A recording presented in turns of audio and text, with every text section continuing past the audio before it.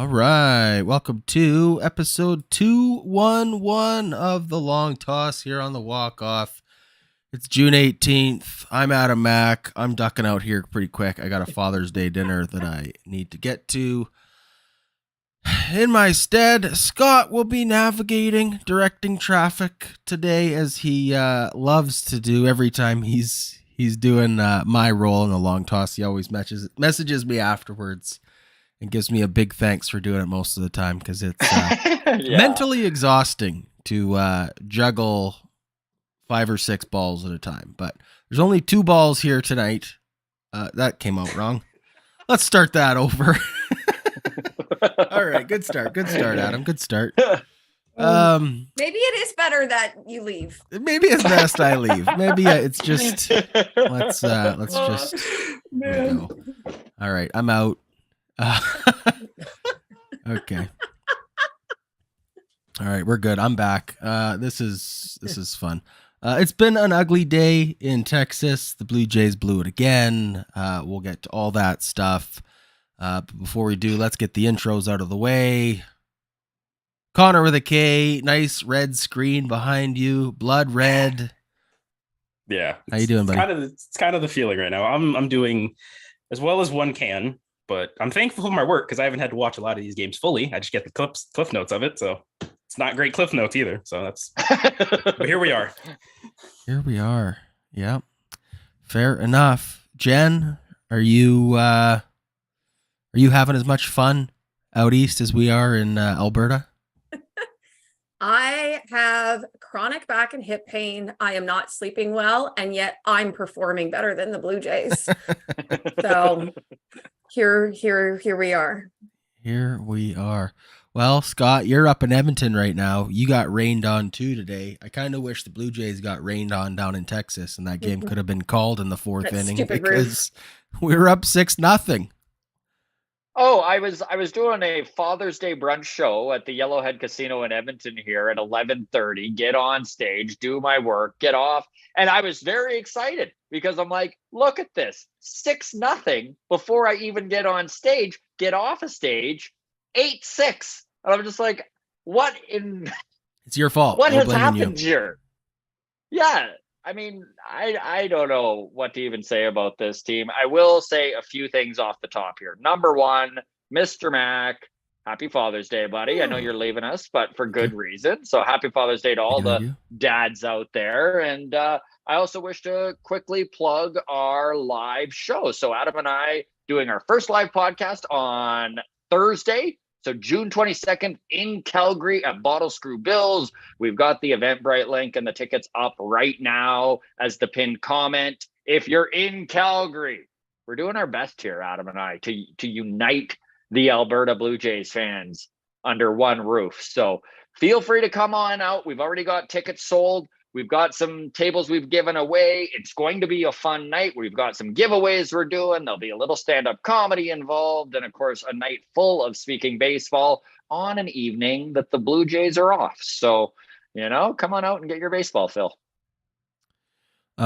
Question from Michelle in the live chat wants to know if the live show will be online live as well. I don't believe it will it?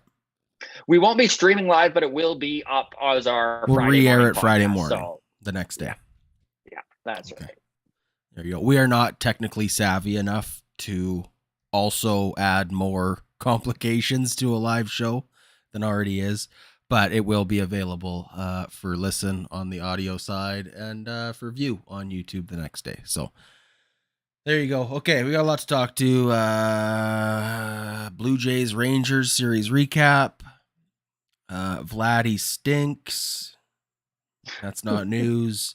Offense at an all-time low. That's not news. Coaches are frustrating. That's not news. Stop me when I get to something we haven't been covering for the last month. Yeah. Shohei Ohtani leads baseball in home runs. Turns out he's pretty good. That's also not news, unless you've been living under a rock. Okay. Look, I got to dip out here quick, so I'm going to selfishly start with my topic that I would like to discuss, and that comes down to yesterday's game. I believe it was Dalton Varsho pinch hit for in the 9th inning. Alejandro Kirk coming in. Varsho already had a home run in the game. He's hitting like 300 the last, I think, 3 weeks. So it's not like as bad as ice cold. He's as close to an everyday player as we have. I mean, he shifts all over, plays anywhere in the outfield, but someone explain to me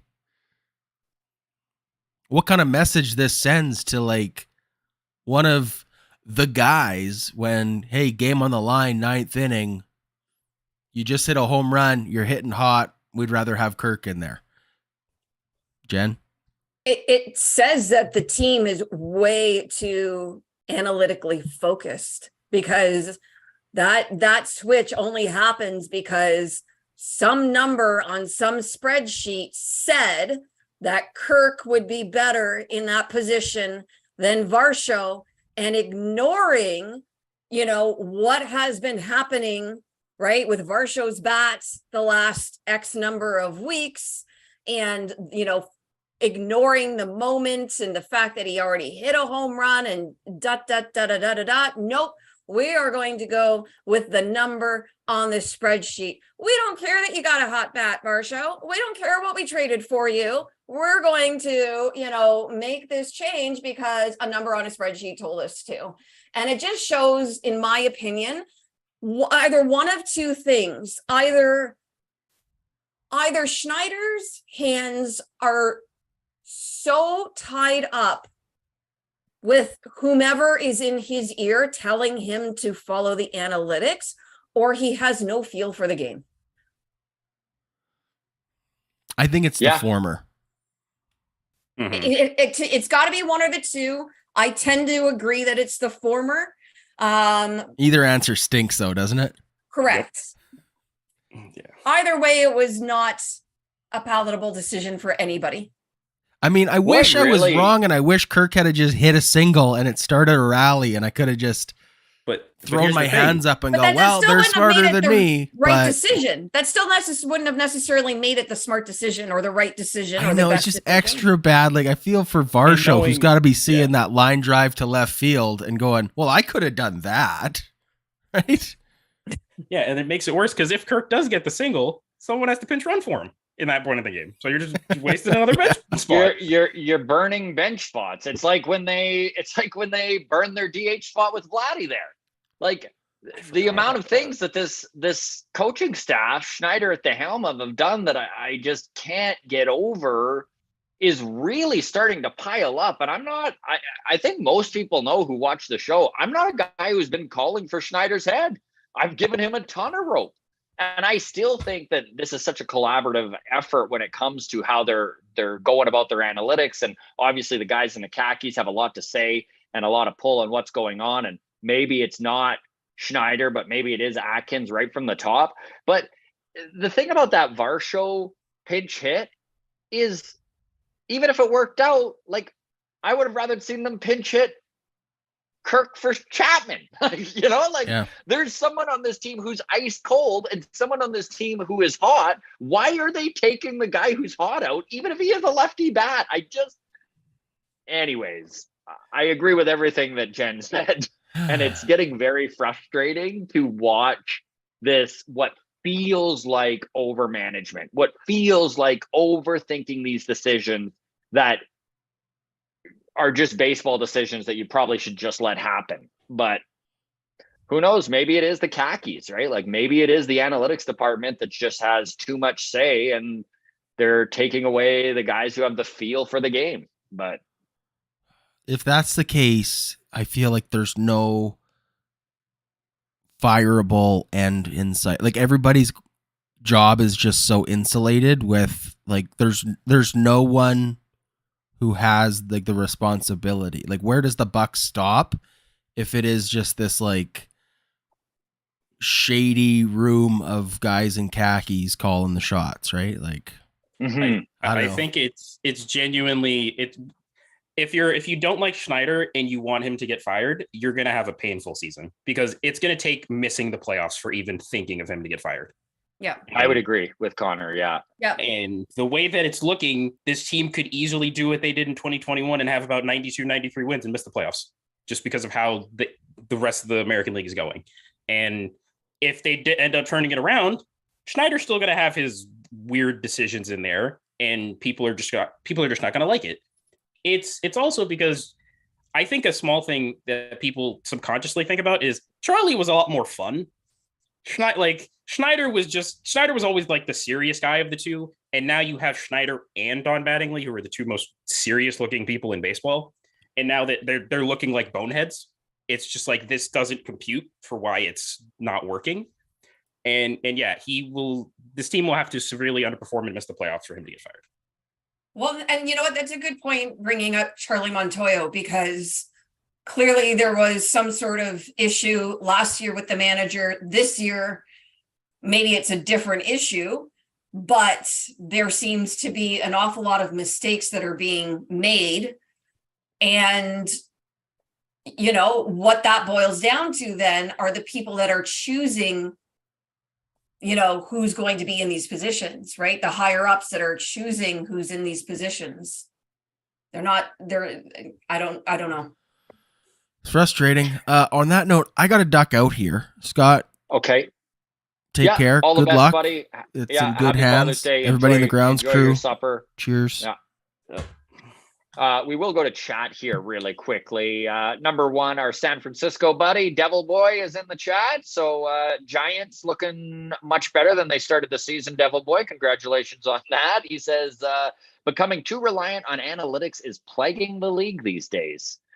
And I know we just kind of touched on this already, but Jen, what are your thoughts on how much, I think it's, and I mean, this has been something that's progressed in baseball and kind of has had ebb and flows as analytics have become more prevalent. You are starting to see some of these teams try and find that middle ground, though. The Blue Jays don't feel like that team, do they? To you, Jen? They don't. And I think the middle ground has to be, you know, first of all, we're assuming that the people that are in that dugout, we're assuming that the manager, the bench coach, and so forth are knowledgeable baseball people. We are assuming that on every team, right? Mm-hmm. Like very knowledgeable and should know how to make a decision. To me, going to the analytics should only happen when you are completely unsure about what to do, right? So you've got a situation comes up in the game and you're like, oh, you know, we've seen 3 really bad at-bats tonight from so-and-so, and he's about to step in the batter's box. Let's take a look and see, right? Is he the best person in this position, or should we pinch hit for them? That sort of a thing. But when things are going well with a player and you supposedly have like a feel for the game, you don't need to consult numbers at that point, right? You should be able to rely on your instincts as a smart baseball person.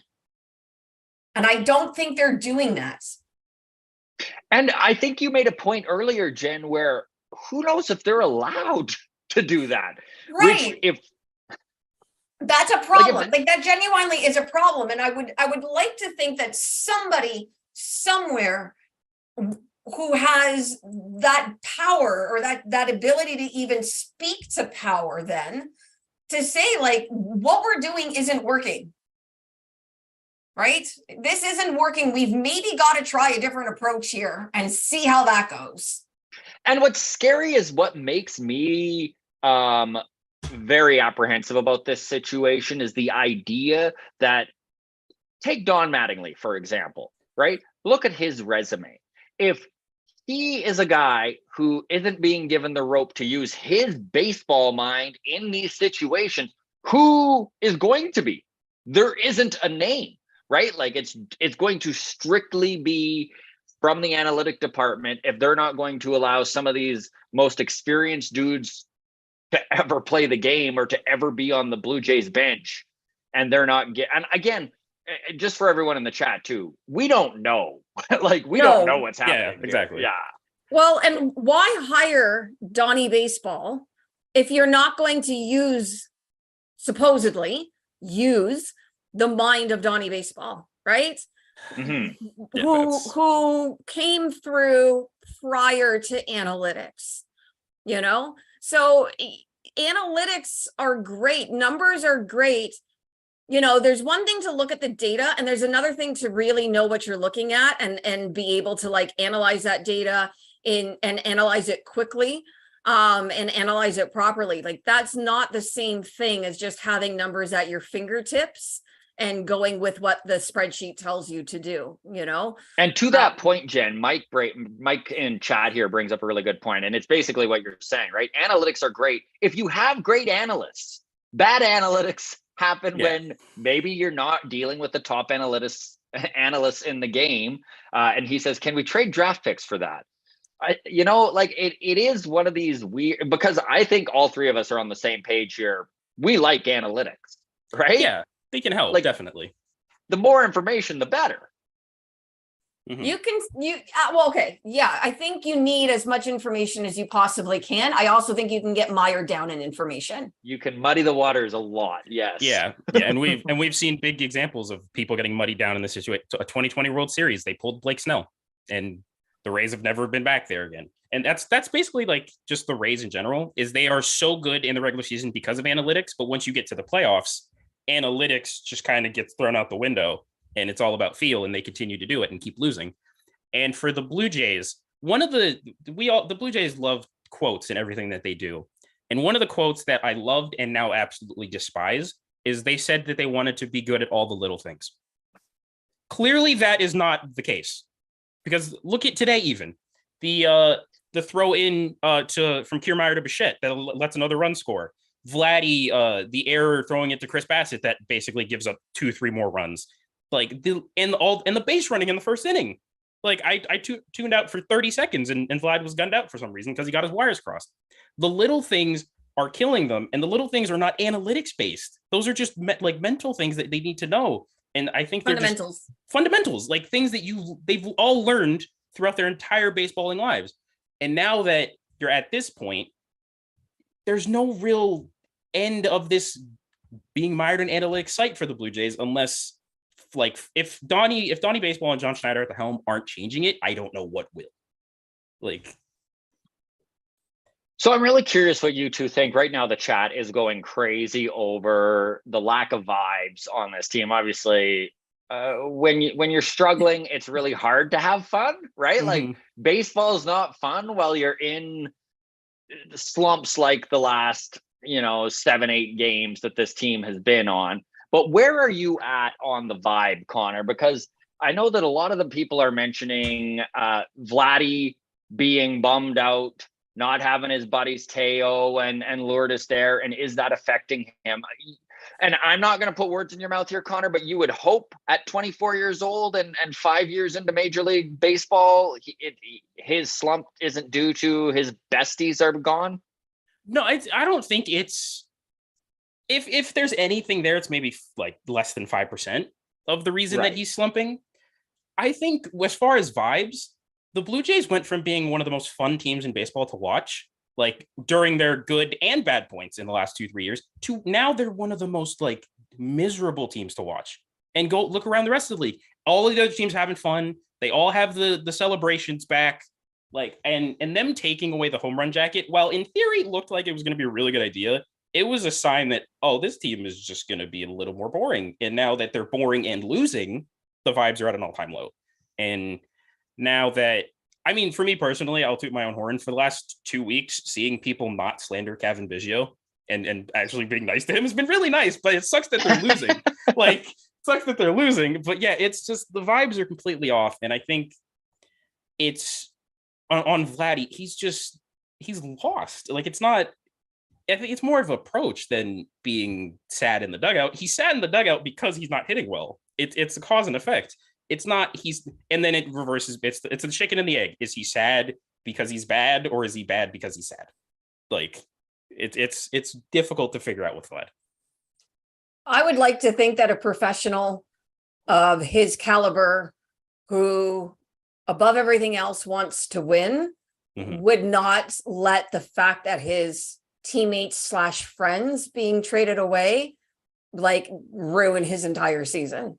That just doesn't make sense. Yeah, and it's also not like we're in the year 2023 where phone calls are a thing and text messaging and social media is a thing that you can easily just go see them. Like, yes. Yeah, and it's not like Vlad also grew up in baseball where he saw a lot of like people that his dad played with just leave, like that his dad was really cool with, and he knows that it's a business, and he said that when Teo and Lourdes got traded originally, and now people are just kind of just find a reason why he's bad, and it's all now because he's sad. His friends are gone, and it's way more than that.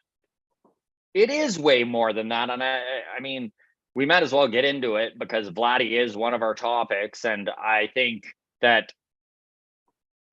if it was obvious what was wrong, it would have already been fixed. Because this is probably, Jen, would you say this is the biggest slump of Vladdy's career? Yeah, I think so. He's gone through it before, but this seems to be the most sustained, and it's affecting him defensively too, right? Like this is the whole thing right now. Yeah, and it's, people keep bringing up his baseball savant page, which shows a fair amount of red, right? The hard hit balls, the exit velocity, this and that, but there's so little to show for it. I mean, how many games has it been since he hit a home run? Hasn't had one at home, hitting with runners in scoring position. His approach is terrible. And it's at bat after at bat after at bat. He can't seem to get the ball off, up into the air. And there really is, at this point, like, I wonder, like, are too many people in his ear about it? Is it now just like that chicken and egg, but the more he struggles, the more it's grinding him down, the harder he tries, the worse it becomes. Yeah. Right. Or is Vlad not going to pan out to be a superstar? Yeah. The last 7 months of the Bo Vlad debate has completely shifted. 100%. Yeah. Like it's crazy how much that September that Bo had. And just going into that, it's now we went from, oh, Bo's nice, you could pay him if you want, you really need to pay Vlad to, oh no, Bo's the guy you keep. And now people are like, yeah, Vlad is like, but it's probably will switch again. Like, yeah, it'll like come September, if Vladdy finishes with 35 home runs and he's hitting 290, we're all gonna be like, yeah, it's fine. But it's a matter of the power is just completely gone. I think he has 2 home runs in the last maybe Vladdy hasn't hit a home run in 12 games and hasn't had a multi-RBI game since May 23rd. So not only is he not hitting home runs, when he does, there's nobody on. And I think those multi-RBIs came off of a position player because it was that grand slam. Yeah, it was that. Yep. That was, which doesn't really say it. It doesn't say anything. Like it's just disappointing because the worst and best thing that could happen to Vlad was 2021. He's now set himself up for, you need to be Aaron Judge, Mookie Betts, Freddie Freeman, a level of hitter. And if you're 850, you're like, it's disappointing. Like, but if it's 850 for 99% of baseball, no, that's a really good year. But if for Vlad, it's, but you had almost over 1,000 OPS in 2021. What happened to that guy? And is it because of the minor league ballparks that they played in for 2/3 of that season? Maybe, I don't know. But now I saw a really interesting stat to that, Connor, and basically those would be home runs in 20, I think it was, I saw the same. I saw it too. Yeah. And I'm going to screw up the stat, but it was something like 95% of his home runs were home runs in 20 out of 30 ballparks minimum in that. Okay. So I think that kind of disproves a little bit that theory. Okay. Now that said, Vladdy is slumping so badly. And I think I think everyone in chat feels the same way. I know the 3 of us are probably on the same page. I have no doubt in my mind, Vladimir Guerrero Jr. could still and probably will, if this team's a playoff team, still carry this team for a month at some point in this season. Mhm. You know, like he has the ability. We've seen it happen before. My concern is this slump becoming something that he might not fully pull out of for the season? You know, like, is this something where he's going to need to frickin' take an off season to reset? I'm not worried about his career. I think Vladdy's always going to be an above average player and have stints where he's godlike. But boy, oh boy, this team, like, especially with Manoah needing to be sent down, they need these core players that they have in place that they weren't worried about when they started to change the outfield defense and change the way this core is configured, right? You know, this front office sat down and was like, Vladdy's not a problem, Manoah's not a problem, Bichette's not a problem. We can count on these three guys. And I mean, right now, yeah. And if you told me at the beginning of the season to this point, Brandon Belt, Kevin Kiermaier, and Whit Merrifield would be having pretty average to above average seasons, I'd be like, oh, we're leading the AL East by 5-6 games and not fourth place, not even in a playoff spot. But that's where we are, because Matt Chapman, what happened? That's another one. He's now one of the worst hitters in baseball. Like, it's ridiculous. And then, like, Kirk, hey, just small tangent. I was fully onto I'm okay with the Dalton Varsho for Moreno and think but I was more of you sell high on Kirk, and we've been clearly seeing he's still not hitting to the level that we thought he was going to be able to, and he's not come around. Danny Jansen's been hurt a lot of the time. Vladdy's been struggling. Other than Whit Merrifield, you're getting nothing out of Santiago Espinal and Kevin Biggio for the most part. You don't have a bench, like, really. And then another thing with the hitting is, did you guys know that in percentage of pulling the ball, the Blue Jays are second worst in baseball? Wow. They are second worst in baseball in pull percentage. And Danny Jansen really helping that. Seriously. And like, now that I'm like, sure we're dead last. Yeah. I like kind of figured that stat was like, I knew they were bad at it, but I shouldn't realize how bad. And come to think of it, the only people that I can see consistently pulling the ball in the air, Danny Jansen and Dalton Varsho. Mm-hmm. And those are the guys that have to, because guys like Whit Merrifield don't have to. Bo Bichette doesn't have to. But when was the last time we saw other than the home run he had a couple days ago, when was the last time you saw Matt Chapman pull a fly ball for any success? I can't even remember, man. Yeah. I can't even remember. Like, and that's like his whole thing. And Vladdy is just hitting the ball straight and going 1,000 feet in the air. And it's and this is potentially moving off topic, but the Blue Jays are also 5-29 if the pitching staff allows more than 4 runs. Wow. Like, I did not know that. That is not pretty. That's ridiculous. So you're forcing your pitching staff to basically pitch perfect every night, and that's not going to happen, as we clearly saw today. Like, because if you told me the Blue Jays were going to score 7 runs, I'd be like, okay, they probably won, but no, it was an off day. And that's just what's going to happen with this team. They never connect at one point, and it's very disappointing. So we're going to go to chat really quick here. Just a heads up to everyone in chat. If you do a super chat, we will eventually address this topic. So a big thank you to Michael Borland, who sent us $6.99. I know that it took us about 20 minutes to get to this, Michael. Apologies for the delay here, but we are at it now. He says, is the James Click hiring now becoming more relevant? I got to imagine if things continue and the playoffs are missed, Atkins is gone. And I know we've talked about this a couple times on long tosses over 2023. So I'm gonna go to you here, Jen. I really am curious your thought on if Shapiro and Atkins are connected at the hip. And I know we have touched on this a few times before. Do you feel like if Mark Shapiro's on the hot seat, like Atkins, they're not so close that Atkins, he'd go down with the ship, right? Like Atkins is legitimately in the hot seat here. It's hard to see Shapiro in the hot seat because of the renovations that he's undertaking, right? And so I don't think Rogers is going to, throw him overboard in the midst of that. I think he's here until that renovation is completed. So I think Shapiro's job is completely safe.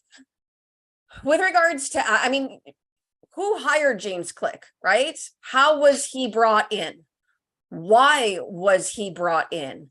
It does feel like that was, to sort of hedge some bets, and we've got somebody kind of waiting in the wings. I've maintained that if they miss the playoffs, Ross Atkins could be out of a job. I have maintained that because I think we have enough data at this point to kind of take a look at it, right? The team was built one way and it didn't succeed. They sort of retooled, got more left-handed, got more focused on defense, supposedly, got more focused on the little things. And this is how the team is now performing. Like, the results are not better. This is not going well, right? And it's funny to say that it's not going well when they're sitting a game or a half game out of a wild card spot, but this team should not be out of a spot, right? The expectations all around were that this team could potentially vie for the division, but would absolutely be in a wild card spot. And the fact is that they're not. So I really don't see how Atkins couldn't be in the hot seat if they don't make the playoffs. Yeah. I think 3 teams especially are the reason the Blue Jays are where they are. The Rays starting 37-5 or whatever they did. Yeah. Baltimore being real. They are real now. Yeah. We all thought they were going to be, okay, they'll probably be a lot better. No, they're real. Like, they have put themselves on the map, and they have a lot more prospects coming, which Blue Jays don't really have. And then the team that we played today, Texas, a lot of people thought they were going to be better. They basically are built how the Blue Jays were built. They basically bought the pitching. They brought up a lot of the homegrown guys themselves, and they brought in a couple key free agents in guys like Corey Seager and Mark Semien. They're built the same, and we're seeing it work. And it's now, and I think if we're not in the AL East, I think we have a lot more faith in the team. But it's because you're in the AL East and you're Red Sox bad against the AL East this year. I contend, though, and I just wonder, because it's, an alternate universe where this question exists, but if the Blue Jays were not in the AL East, would this team be the team that it is? Like, in other words, would they have assembled this team and spent this amount of money? If they were in the Central, would ownership have spent this amount of money? And is this the group of guys that they would have assembled? I don't know that this is the team they're fielding in a different division. I think at least 3 players aren't here. And I think George Springer's not here. Kevin Gausman's not here. And I don't think Jose Barrios is here. And just given that, because a lot of those Central teams, they're just homegrown talent, a lot of them. And it's not panning out. And for the Blue Jays, it's just so frustrating to talk about this team for more than 5 minutes. But the other thing I want to go to about Ross Atkins is when Shapiro and Atkins came in, the narrative was that they were going to do a relatively quick rebuild, and we're going to put together a sustainable contender. But there's nobody really in the farm system. There's no one that they've really drafted and developed. And right now, if we're looking ahead to the trade deadline, what trade capital do they really have? And I think that's a failure that could be looked at. Yeah, they got the first half right. It was a quick rebuild. Yeah,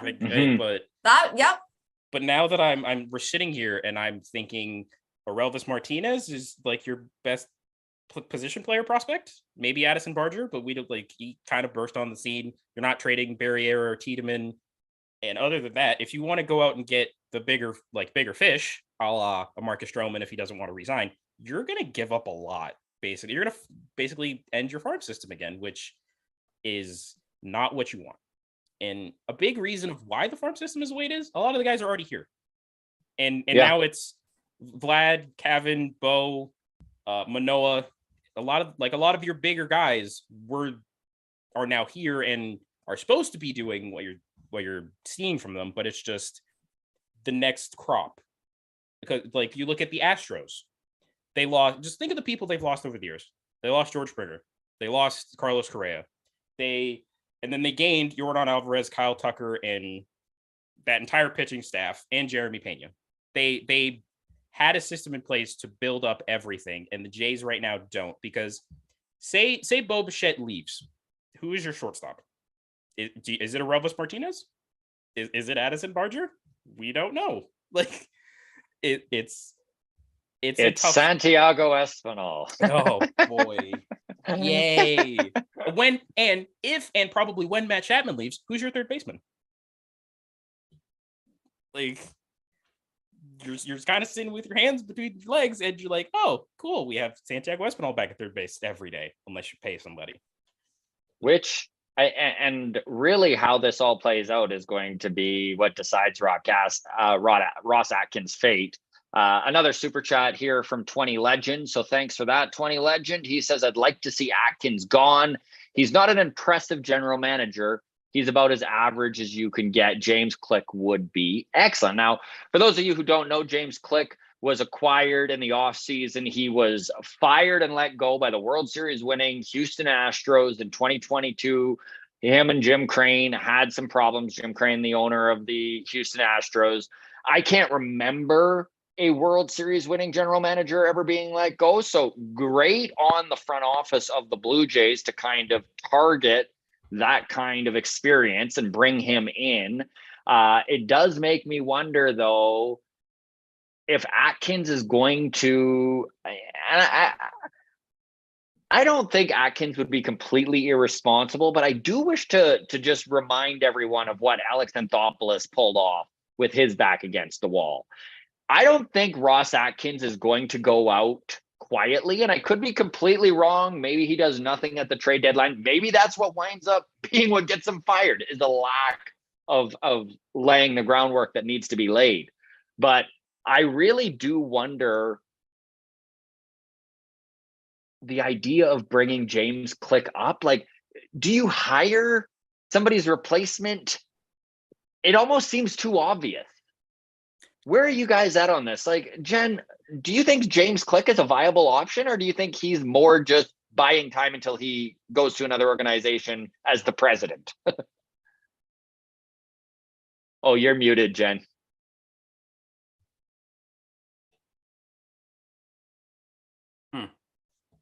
Jen, Connor, are you hearing her? No, I'm not. Oh, so. Jen, you're muted. Whoops. There you go. From the top. Scott thought he like completely so demolished. Enthusiastic. I didn't even want to interrupt you. I'm like, wow, she's going to her here, whatever she's saying. I'm very sorry. I have no idea what I said. James Click. You know what? Like, it does. It looks like an obvious. Right now, it looks obvious. I think because Atkins is somebody who we're questioning, right? And I go back to whose decision was it to bring in James Click and why? I think the why, it's very questionable. I don't even know if that question has been asked. And I think if India did ask, I don't think they'd get a straight answer either. I think someone did ask a question when he first got hired. And I think what you said, it was the generic, oh, we just wanted another great baseball mind in. But let's be honest with ourselves here. For James Click, he's just biding his time. And for the higher ups, for the Blue Jays, it's, oh, if Ross fails, we just have the guy here. And it's a balancing act of what happens first, Ross or James Click leaving. And I really do hope that James Click is the next GM of the Blue Jays, because he was the general manager for the Astros for about 4 years. And he was half of the long ALCS run that they had as a general manager. And that's no small feat. Granted, a lot of the pieces that were on that team were already there, but he did bring up guys like Jeremy Pena. He did make trades for Christian Vasquez and Trey Mancini last trade deadline, and he knows what it's like to have a World Series contending team and a World Series winning team. Something that Ross Atkins, well, he did get a team to a World Series. They blew a 3-1 lead in that World Series, never really won it. So I'd love James Click as the GM of the Blue Jays. And to go back to one more point, Scott, that you brought up with Anthopoulos and when his back was against the wall, I think I attended a pitch talks that year with Ross Atkins, and it was, I believe, at the end of the season, towards the end of the season. And based on what he said, I think he knew at that trade deadline that he was done. Right? Like, I don't think he just thought his back was against the wall. I actually think he knew he was out of there. And so why not push the chips all in? Because it's not going to, no matter how this plays out, I'm gone anyways. And unless Atkins feels the same way, I don't know that this is going to be a particularly good trade deadline. I don't think it will be. And you know, I think it all depends now on whether or not they make the playoffs. I think even regarding the trade deadline, if the biggest problem is the offense, what's the definitive position you can say, oh, we need to upgrade that instead of the guys that are already here? Because you're not going to get a new third baseman, regardless of what happens with Matt Chapman. You're not getting a new shortstop. You're not going to get a new outfielder to replace any of them. You're going to hope that there's no definitive spot where you can say, this is a guy that we need to go get as a position player, and he will dramatically improve our offense, which is the biggest problem. It's the guys that are here right now are going to be the reason that you make or miss the playoffs, and it's not someone that you bring in. Yeah, I agree. Because last year, even when we did bring in Whit Merrifield, he was just an auxiliary piece. He wasn't the reason that the Jays continued to have success when he was here. It was because of guys like Teoscar, Vladdy, Bo. And that's the thing. Every upgrade, I think, that comes at the deadline is going to be pitching, if there is any to begin with. And honestly, the pitching, they have a top 10 bullpen ERA in baseball. So I think this is the first time in my lifetime where I can say the pitching is not the problem with the Blue Jays. The offense is the issue, which is very scary considering it's. And the trade, Ross Atkins needs to, even if he wanted to do a Hail Mary swing and get a market, like the top, like Marcus Stroman and Jock Peterson and one, just for examples. Yeah. Where's the prospects to do it? If he does think it's a Hail Mary, say goodbye to Ricky Tiedemann and Aroldis Martinez. And then if it fails, which ultimately Anthopoulos did fail, you're stuck with your 2017, 2018, 2019 Blue Jays all over again. And I don't think a lot of people want to live through those years again. Does anybody think that there's any way that this team is a seller at the deadline? Even if they're going into the deadline almost at 500, let's say they're 3 games out of a wild card. Do you think there's any way? Not when they're trying to sell season's tickets for next year at a drastically increased price. I saw that. That's real. Yeah. Yes. Oh man. I think it would need to take them being 8 or 9 games out of a playoff spot to even consider them being a seller. If they're within 5 games, there's no shot that they're going to do that. And do you think, Connor, and I'm sorry to interrupt you here. I'm just curious if you think that when you look at this team, like we're talking about it like it's a complete in shambles. There's still a good foundation here, right? Even if Atkins can't take the ball and get us across the field goal, the goal line, you can tell I'm a real football fan here. Yep. But you know, if Atkins can't get us to the promised land, this doesn't, like, do you feel like we need to rebuild if James Click comes in, or do you think this is more of a let's see what somebody else can do type of idea? It's got to be a let's see what somebody else can do, because as you said, this team has won 90 games for the last 2 years, and there hasn't been a lot of this is the most turnover we've had in the roster from year to year. And I think it's just a matter of retooling. It's not, obviously you're not blowing up, you're not getting rid of Vlad or Bo, you're not getting rid of guys like George Springer, and you're not getting rid of guys like Kevin Gausman and Jose Barrios. It's a matter of what do you really want this team to do? Because the team that had all of the power and no defense, while granted it was a headache to watch in the field sometimes, it worked better than this is working right now. And this year, it's all about the quote, I hate little things. I hate hearing that now. And now that they're all about the little things I guess the little things are a bunch of ground ball double plays and not running and having Kevin Kiermaier make a great diving catch every once in a while. Like if that's the little things, we're a long ways away. And it's just the biggest like thing is if the Blue Jays were doing this like where they were middling, it's just the fact that they're fourth in the AL East. Mhm. Like if the Orioles were just as good, if not worse, I feel like we'd be looking at this a lot more. And it's the fact that they can't win a game in the AL East to save their life. Like they can't win a series. They did it against Tampa, which was nothing short of a miracle. And now you're sitting here June 18th. You're kind of it's a weird era. It's a weird time with this ball club because do you think about getting rid of guys like Kevin Kiermaier? Even though you love him, he's on a 1-year deal. Do you think about getting rid of guys like Brandon Belt on a 1-year deal? Like it's a matter of trying to figure out what this identity is really about. And I think the whole idea of the little things was essentially John Schneider trying to beat the fun and beat the seriousness into the team because John Schneider echoed, like when he was officially announced, he echoed a lot of sentiments of fans that were like, oh, this team has too much fun. They're not serious enough. And John Schneider just took, oh, they're not serious enough and hammered it down until it was like ingrained in your skull. But now it's to the point where you're serious, but you're not good. You're not as good as we think you are. And that's where you get your problems that you have now. This team is 32-17 against non-AL East teams. They are 6-6 against the Rays and the Yankees. They are 1-9 against the Red Sox and Orioles. Can either of you think of a scenario like this before with another Blue Jays team where two teams are literally taking all the fun and all the wind out of the sails of one team? Well, and the Red Sox, for crying out loud. I know, the fucking Red Sox.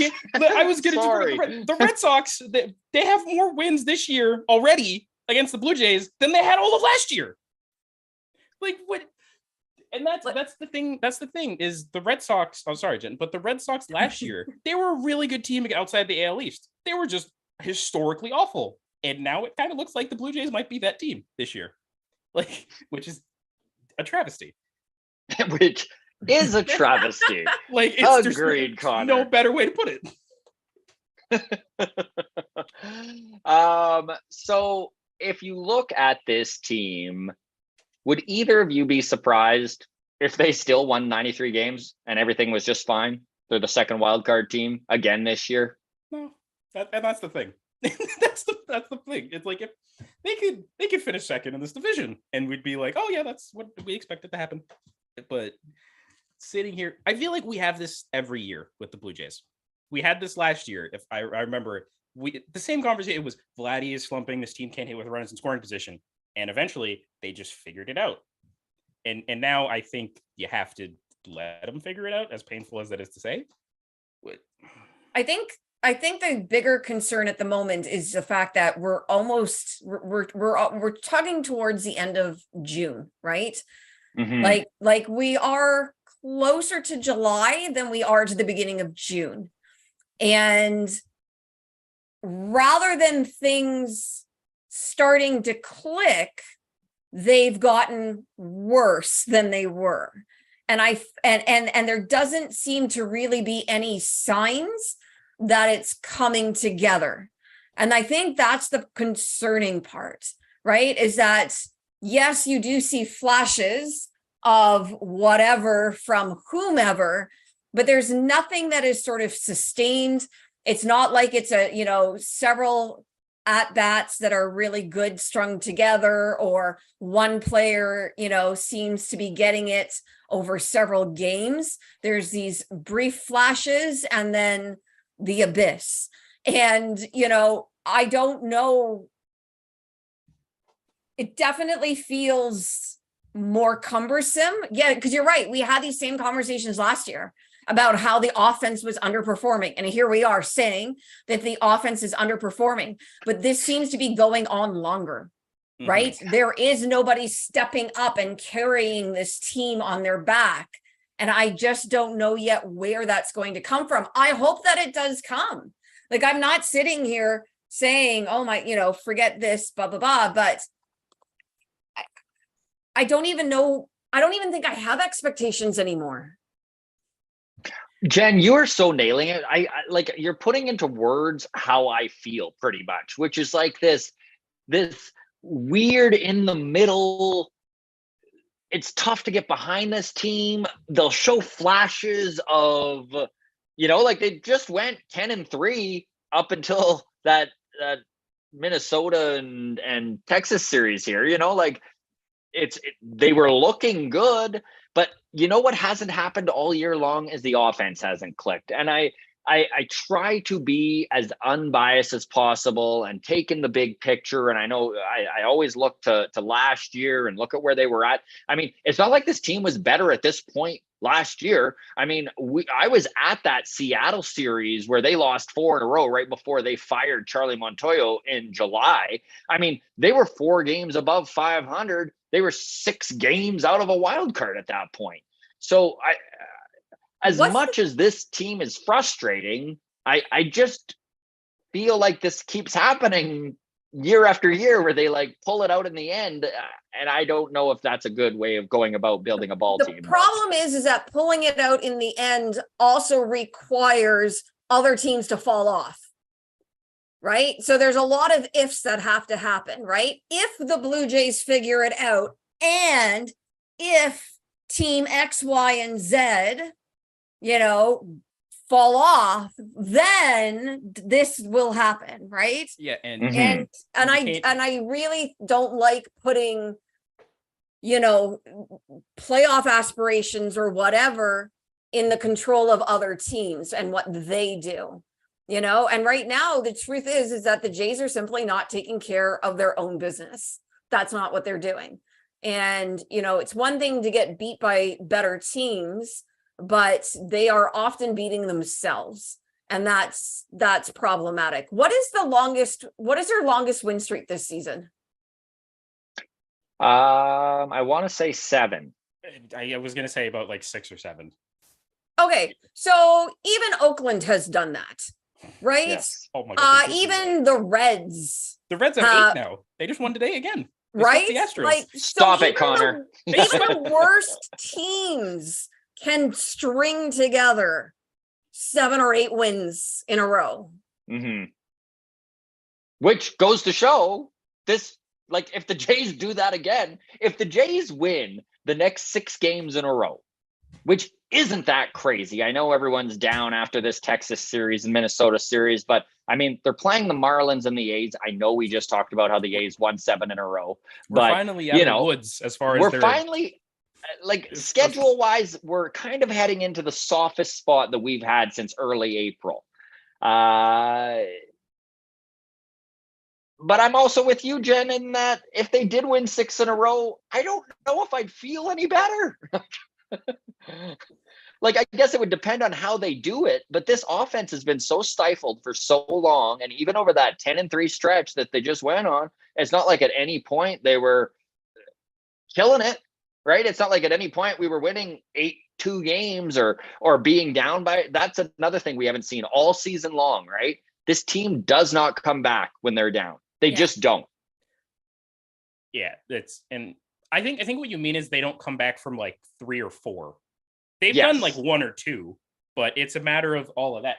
And another big thing is, if I told you guys the Blue Jays were a top 10 team in OPS in the league, like, would you believe me? Probably not, because they're not really good, but they're 7th in the entire league, and they just can't hit with guys in scoring position. So that's the biggest thing there.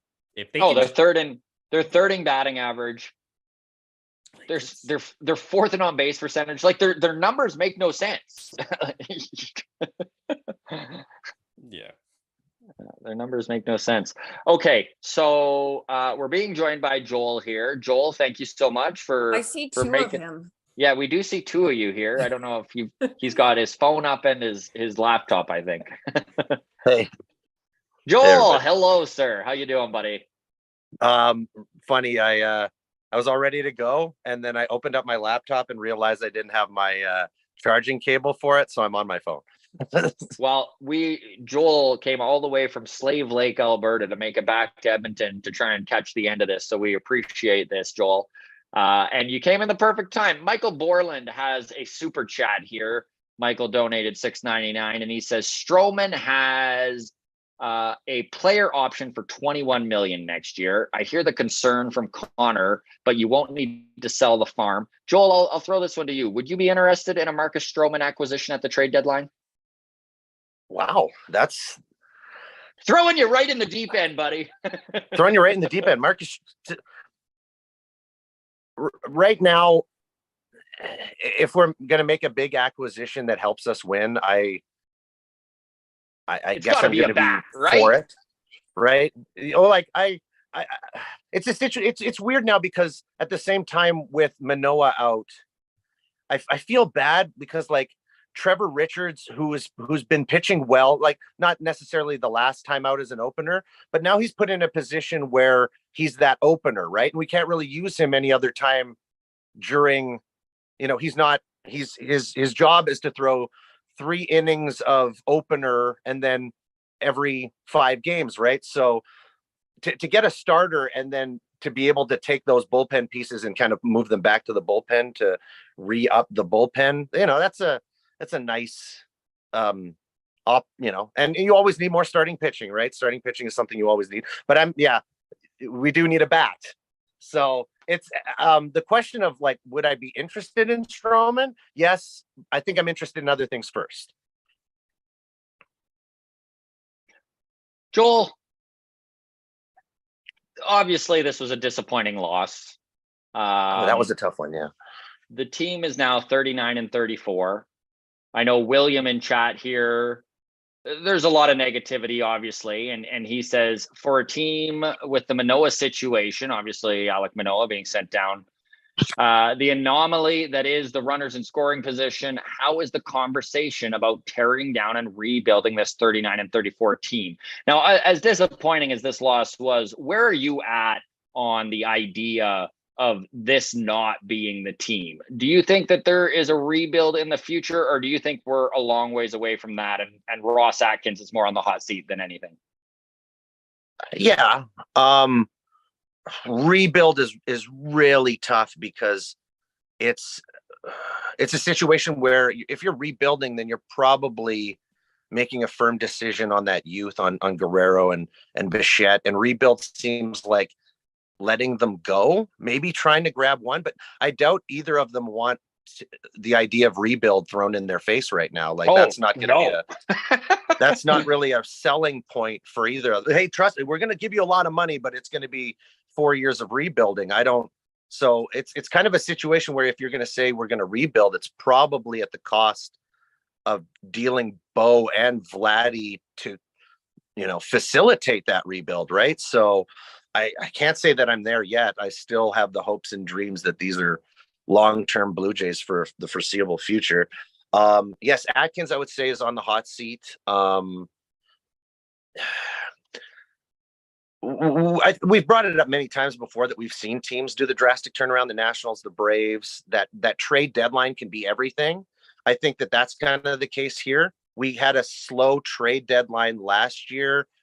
I don't think everybody was truly happy in the pieces that we acquired now, but they're more in a spot now where like they have to prove that this team has to get in the playoffs, or you're going to be making moves, or Atkins has got to be gone, right? You've already made the moves with your players. You've already made drastic shifts on how you want to win as an organization. And if that falls through and you don't win, then the onus has to come back to somebody in the front office. And we've already done the coach thing. So I think next step is you got to be general manager, right?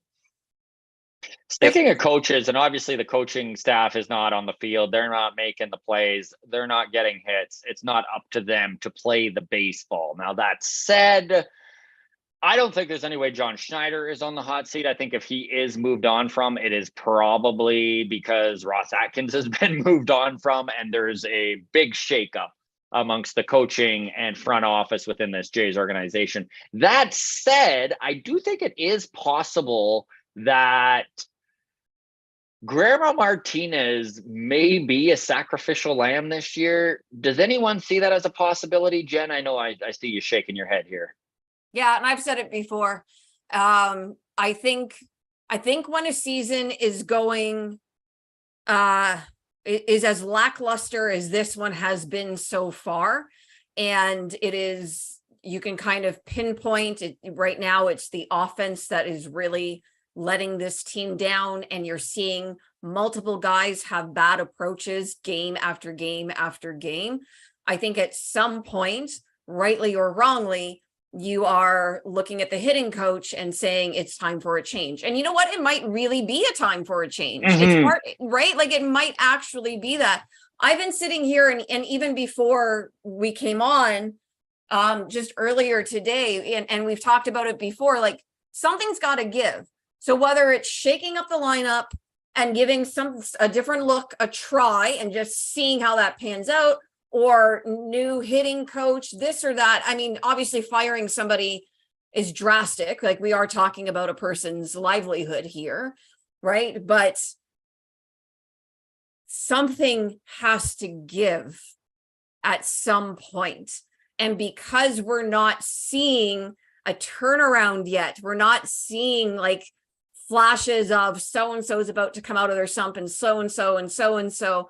I really do think, you know, depending on where they're at come the trade deadline, I think he absolutely could be let go. The best comment on this, Jen, is 20 Legend says Guillermo Martinez is still the hitting coach, question mark. Well, and you know what? And I've said this before, I said it about Schneider. You know, and it applies mostly to Schneider, the comment that I made, because you know, several of these players have been with Schneider since Buffalo, right? But sometimes you do need a new voice, right? Sometimes, whether it's from a teacher, a coach, a therapist, you've learned everything that they have to teach you.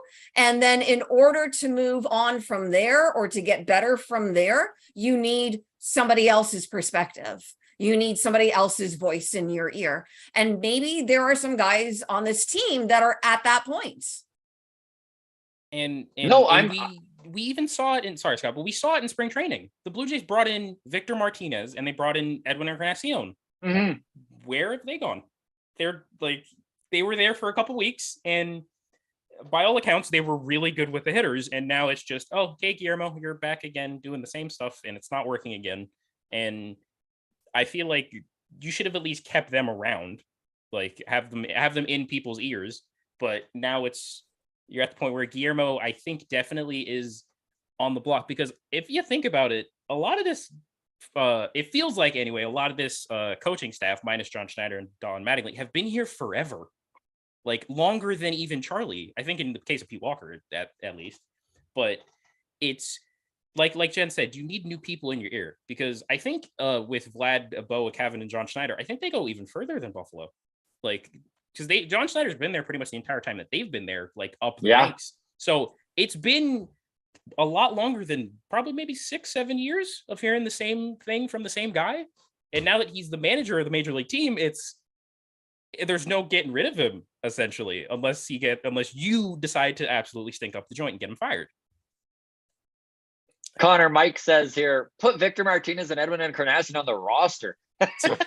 Seriously, like at this point, because Brandon Belt's injured, you might as well just get one of them in the DH spot. Give Donnie Baseball a bat. I'm pretty sure he can still swing it. Exactly. So there's a really interesting conversation going on in the chat right now about what happens if Vladimir Guerrero Jr. and Bo Bichette make it apparent to Rogers and this ownership group and the front office that they are going to go to free agency no matter what. Would you say, Joel, that if that is the scenario and they know that there's no possible way that they can lock these two core players up, is it kind of malpractice, for lack of a better word, for them not to move them for assets? Like, yeah, well, you know how much I love Bo. Like I've been a Bo.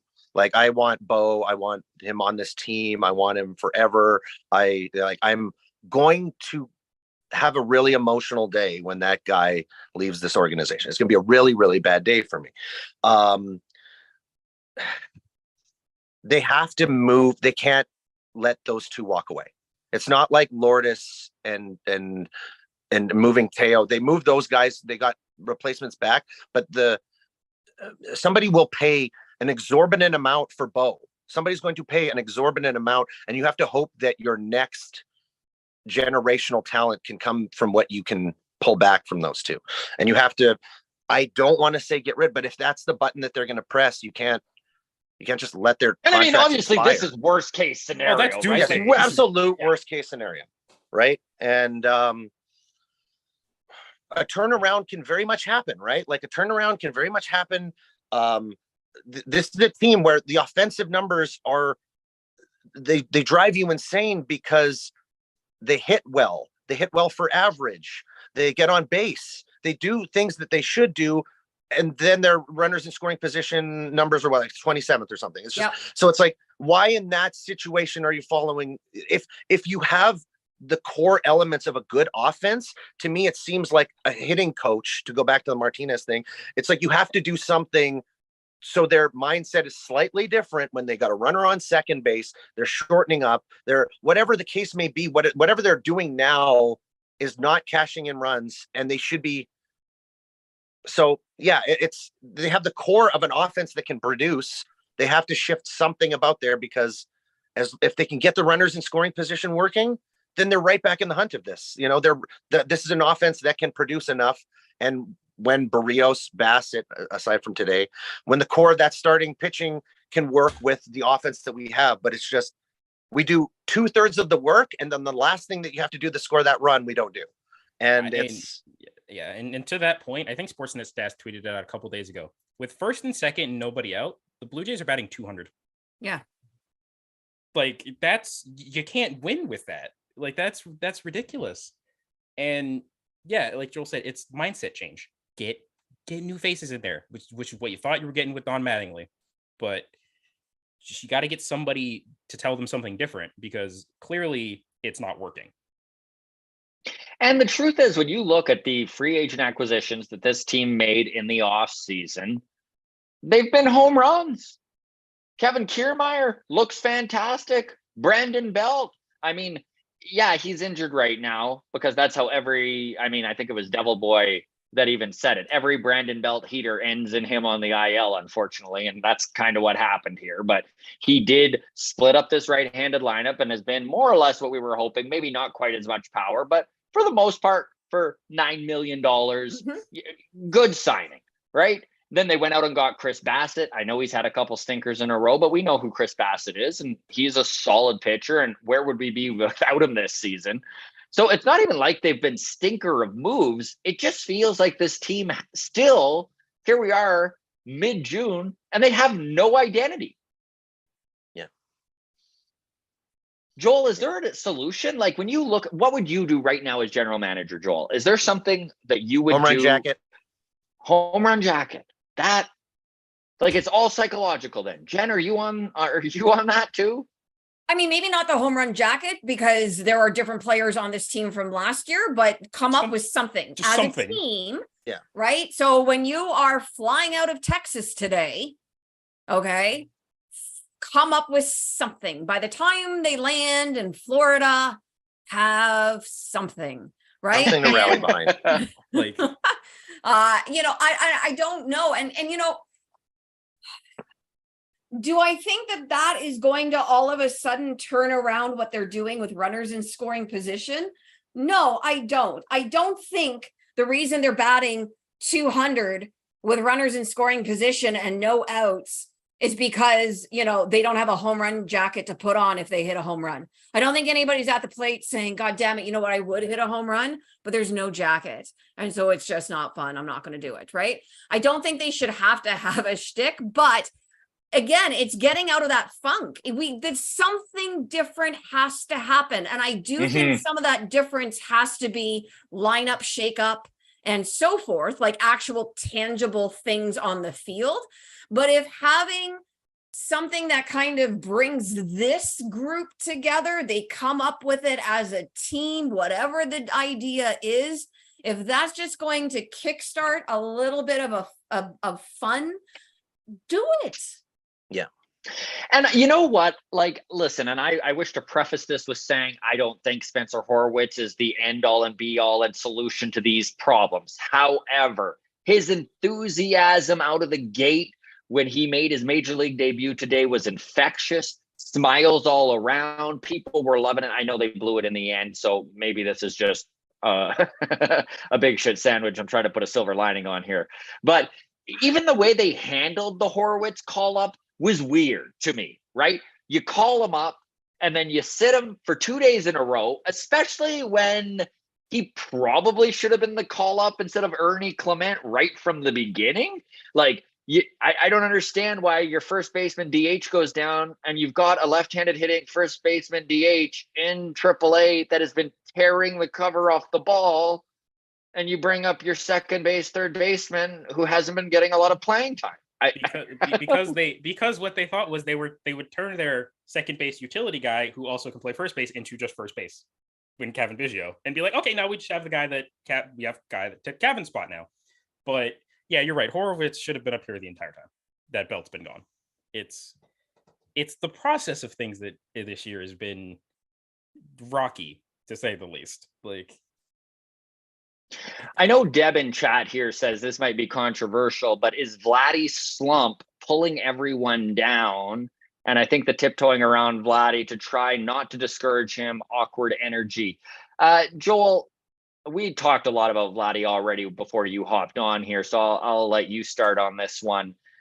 I don't think it's a controversial take at all. Vladdy slumping, like as the cog this offense was built around, it is affecting everyone, right? Deb's onto something. Yeah, absolutely. Like he's an immovable, like if you move him to 7th, what does that do? Bo got moved to 7th last year. They felt like, hey, we can move you down in the lineup to punish you for bad play. Vladdy seems like he would struggle if you put him in 7th. That would like offend him more. Like his sensibilities would be pissed on. He's like, I'm a 7 hitter now. Like it feels like his emotions. He's an emotional player. I think I sent you that text. I'm like, Vladdy is the type of guy who succeeds based off of I don't think sitting down and trying to teach him baseball makes sense. It's like he is a naturally talented guy who goes up, and when his heart is in it, he succeeds.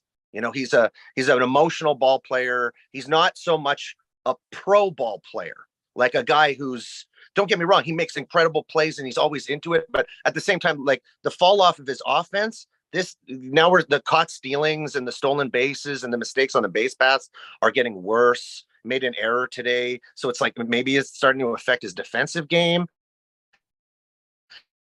Is it affecting everything? Is that now permeating and coming into all aspects of the game? Right? It summarizes the entire lineup. He carries this team. We've watched it happen, and when he's in the middle, and when Edwin Encarnacion is on ball machine, double plays, but when he was on his back foot,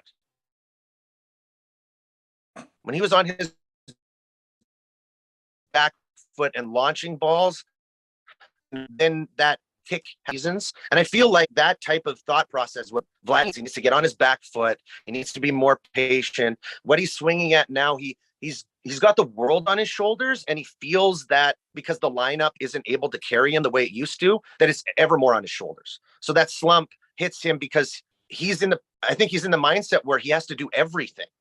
You know, not Bo's there, but with that lineup that we had the last 2 seasons, there was always somebody who seemed to be on fire to carry this team. Now it seems like Vladdy's in the mindset where I have to carry, and it's really nagging on him. And the other thing I wanted to say was it's about him being that youthful player, right? Like he was the young guy, he was the kid. But now that all of those guys that he looked up to are gone, he's got to step into the position to be the veteran ball player at 24. He's got to kind of be the leader of this team, right? Because he's one of the longest tenured guys at 24. So it's a really weird position to put him in, because it's like you got Chapman here, you've got Belt, you've got Kiermaier, but Kiermaier, health, not dependable. Belt, health, not dependable. Chapman has been slumping for 7 weeks, right? So it's like you go to the new guys who come in and you're like, well, I don't know if I can depend on you guys to carry. So it's like the guys that left, they would carry from occasion. So it's a situation where I think he feels like it's all on him. His barrio is gone. The neighborhood no longer exists. Yeah, and I think to your point of leadership, coming into this season, the two guys that we would think are the de facto leaders of this team have been arguably the most disappointing, and that's Vladimir Guerrero Jr. and Alek Manoah. And that's like, they were the leaders because they were always the outward facing. They talked a lot of crap. They backed it up. And now that they stopped talking, or in Vladdy's case, he kind of did stop talking. It's now a matter of he needs to be the actual leader and not just I'm good. And now you're going to follow. It's not a lead. He has to lead by example as well as lead with words as well. And I think the lead by example part is the thing that he's struggling with. Because... Jen, would you I'm just curious about George Springer. Jen, they brought him in here to be the leader. Shouldn't this be his role? Yeah, it should be. Just going back to Vlad,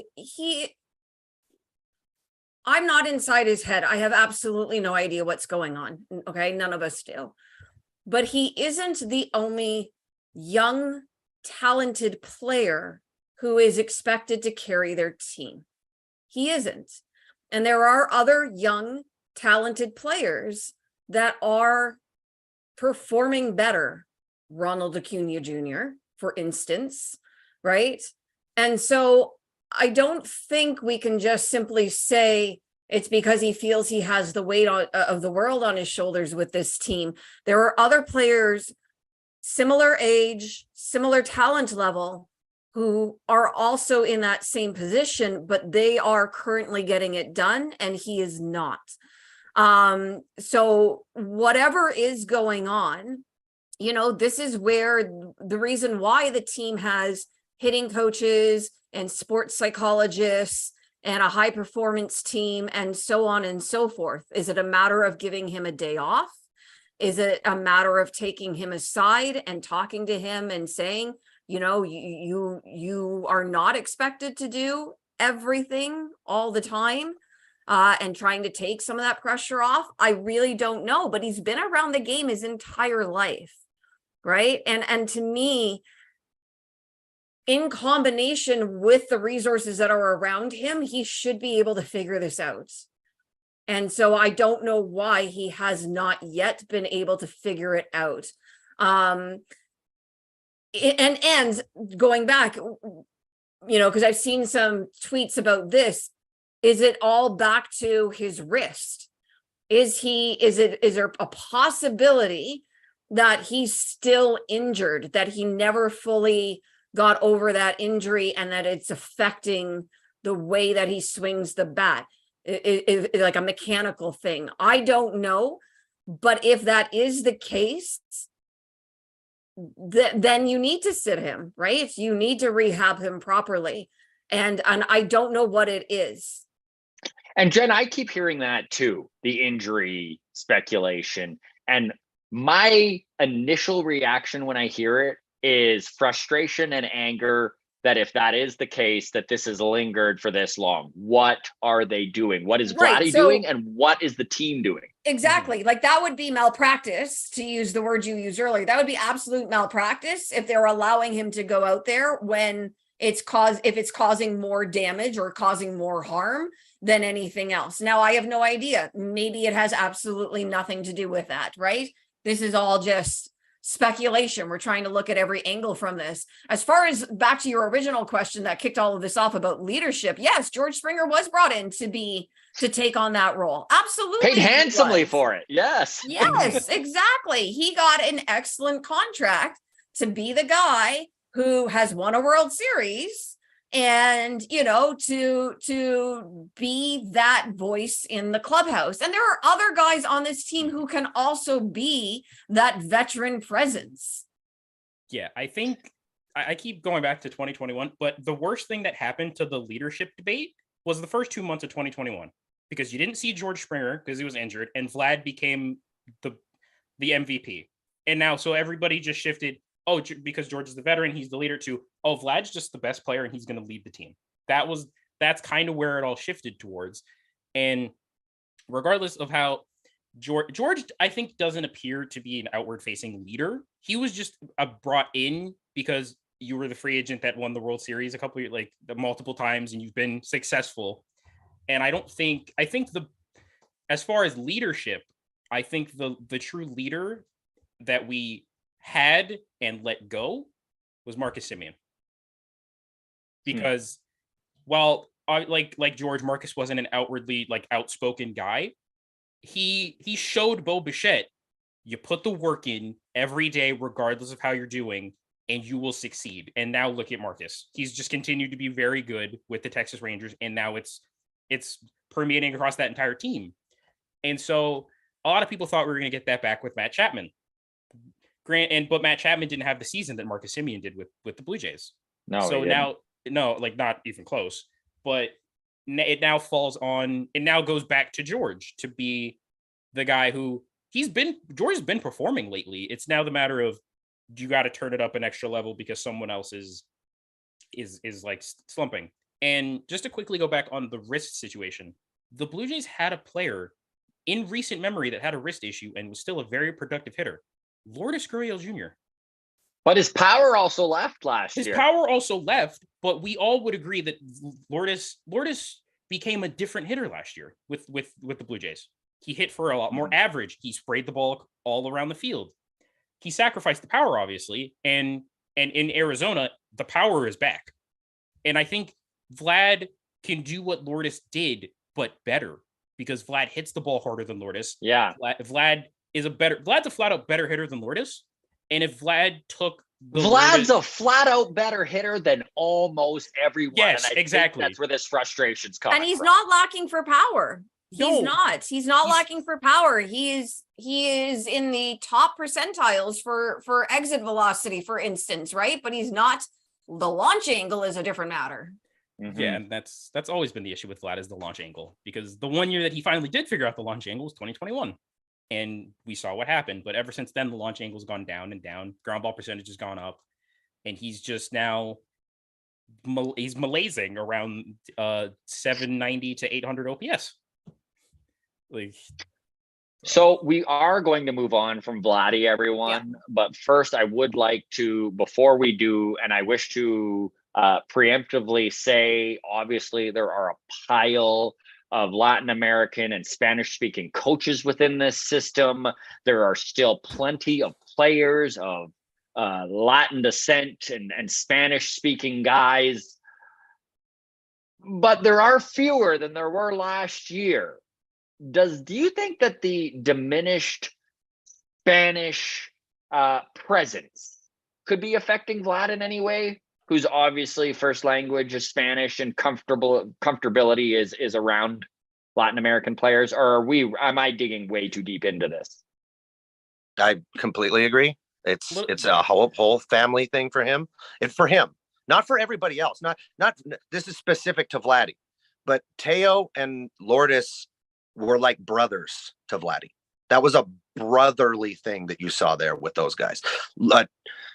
Vladdy would get all silly, and Lourdes would grab him by the back of the hair and say, "Stop it, you idiot," and slap him.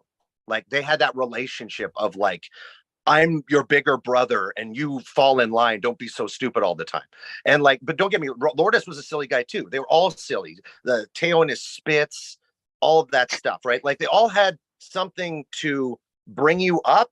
But at the same time, if you were too silly, they were it was like your brother could slap you in the face and say, "Stop being an idiot."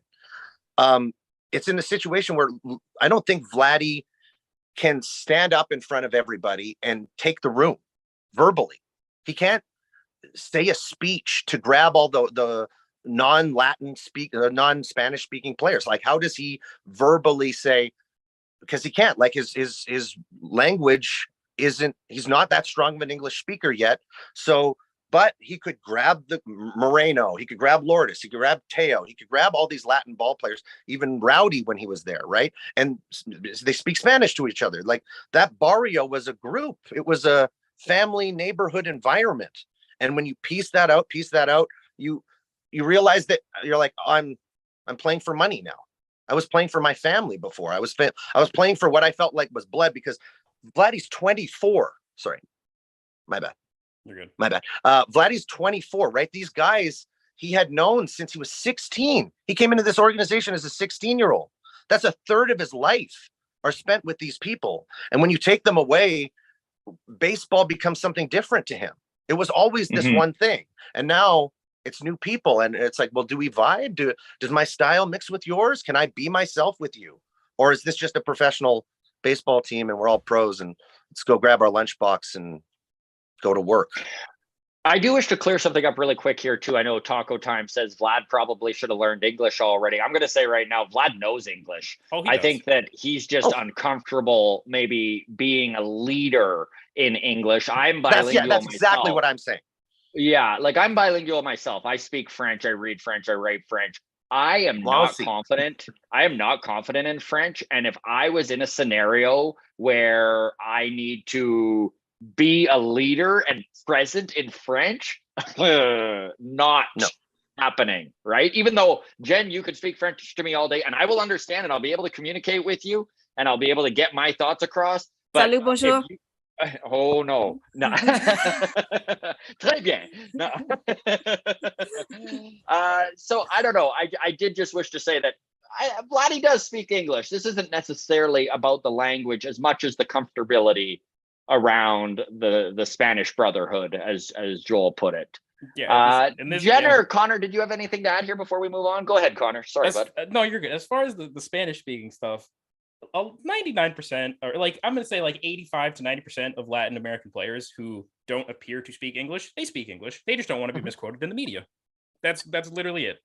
And but yeah, Joel's right. Like the whole idea of all of the Latin American players and being here, and even a Latin American coach or a manager that he had in Charlie, it was very easy. It was very like he was able to relax and have a good time with baseball and win. But he was able to also be like, okay, now I got to get serious. And now that obviously he still has Bo and a lot of the guys he brought up, Bo and Cavan and Espinal to some extent. It's now the matter of, like Joel said, oh, this is purely just a business. He said that when the two got traded, it's business. And now it's now more of a business to him as opposed to, oh, this is just baseball, what I've done all my life and I have a good time doing it. And now he looks around and sees Dalton's from Wisconsin, Kevin's from Indiana, and Brandon Belt's from I don't know where in the US. And it's just like, I don't know if I could click with you at some point other than talking baseball. But now it's a change. And like Joel said, it's a third of his life. And it's very difficult to just up and have something change on you while still trying to maintain the high level of performance that you do. I agree. When a work environment changes, it can be really, really difficult to perform the way you want to. I do agree with that. I am loath to suggest that because his friends are gone and there are fewer players who speak Spanish on the team, that has had such an impact on him that this is the outcome. I just think that he understands baseball is a business better than most players would because he's grown up with it. And I would like to think, as a guy who wants to be excellent, right? He wants to be elite. He wants to win. I would like to think that supersedes the rest of it, and that the adjustment to the new work environment would have come by now, right? Like I don't think that we can chalk up his struggles to strictly to that is what I'm trying to say. I don't even know how big of a percentage it would be because it is a business. And you know what, being a business with somebody who's going to be a free agent in a couple of years, giddy up, regardless of who is around you. You got to get on it. because you want to get paid, and you want to get paid as much as you possibly can, whether it's from the Jays or somebody else. And he knows that better than anybody. So I am loath to suggest that it's because certain players are not on the team anymore. Now, if you want to talk lineup protection, perhaps, or look at it from that angle, that's different.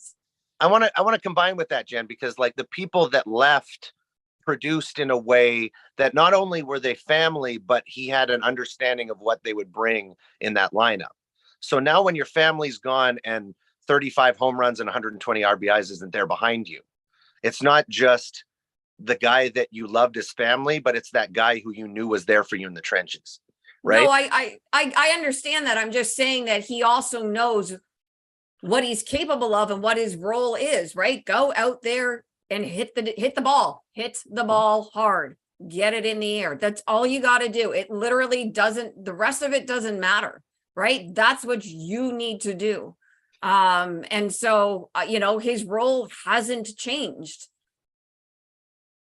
I don't know. Okay. I like I said, I just don't know.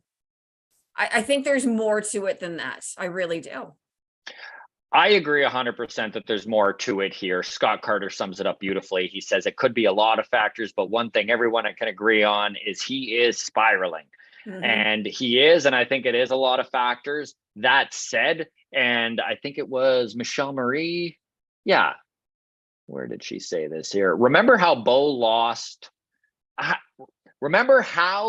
Bo was at the start of last season, Simeon post trade.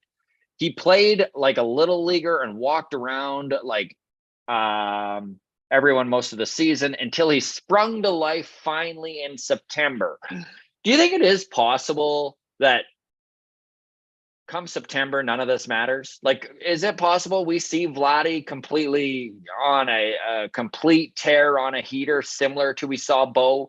Like, is this just a transition yeah. Absolutely, it's possible. Yeah. It's absolutely possible that he finds it and turns it around, and everybody is back on the Vlad bandwagon and good times are rolling. That's absolutely possible because he is more than capable of that. Will that happen? And I'm not trying, this is not a good comparison, so forgive me, but they were also hoping that Manoah would pull out of it as well. And he spiraled. Now he spiraled to a much greater depth. And so that's why I'm saying it's a bad comparison and we're talking hitter versus pitcher and yada, yada. But, I don't know what it will take to get him out of it, but it is affecting now every aspect of his game, right? It's not just at the plate. It's affecting every aspect of the game. And so I go back to, do you need to sit him for a day? Do you need to get the conversation going and lightening the mood? And what is it that they need to do? I don't know. And if we knew, Jen, we'd be the cat. Well, yeah, I'm just saying, like, they know more than us, and I'm sure there are conversations going on behind closed doors, right? Clearly, like they're not just ignoring him. So I wonder if it might even be worth it to put him, if he's not injured, on the IL for 10 days, if he is injured on the IL for 10 days, and let him just think and chill. I don't know. Like I'm pulling at straws here. I feel like I'm just like, I've got a wild suggestion, right? The home run derby is always a thought of process that it will mess you up. But if you're already messed up, can it be a process to turn you around? Bryce Harper this thing. That's right. Right? Like, I think in 2020, and it's fun. So go out and have fun. Exactly, yeah. Right? It's just, I think he can take that show and be the guy. Sorry, Connor, go ahead. No, I'm just quickly. It helped Juan Soto. Yes, in 2020, in 2021, I believe. Like he was kind of super meh for Juan Soto, and then he went to the Derby, put up like 50 home runs, and then was Juan Soto again. So could be with Vlad. And Vlad gets the opportunity to be the king again. Even if he doesn't win it, he can go off and put up 40 home runs in a round and have everybody's jaws on the floor and looking at him like he's special amongst elite players. And just to have that sense of like people looking at him like he's that guy again might he could get Teo to toss to him. You're gonna make me cry. Okay, gang. Let's change the subject from Vladdy. It's funny, I was worried about this being a short show, but we're already on the final 20 minutes here. So let's go to topics. We'll start with you, Connor, and would love to hear what you have brought to the table for us today. Okay, it's a mix of a Blue Jays question and a baseball question in general. So as a lot of us saw, the All-Star Game balloting has come out, the update, and the Blue Jays have 5 or 6 guys within the top 3 of every position, which if you told me, like, if you looked at the team and said who deserves to be an all-star, you'd say maybe one person, and that's Bo Bichette. And I was, my main question is fan voting ruining all-star experiences? Because Vladimir Guerrero Jr. leads in first base votes when he does not deserve to be even top 5 in the AL. And I think it gets worse because you can look at the NL. Lourdes Gurriel Jr. is top 3 in outfield voting in the National League. That is clearly something to do with the Blue Jays fans. That is not just Arizona Diamondbacks fans being like, oh, this guy is really good now. No, that's us being like, we miss you, Lourdes. And I think fan voting is, what's your opinion on fan voting with the All-Star Game is my question. Definitely. I love this question. Yeah, this is really good. And I had something similar, but it wasn't like from the fan voting perspective, but I like this. I mean, obviously, I think I think a very high percentage of fans vote based on name recognition, or based on who they would like to see and not necessarily who is deserving to go that season, right? So on the one hand, I mean, it is,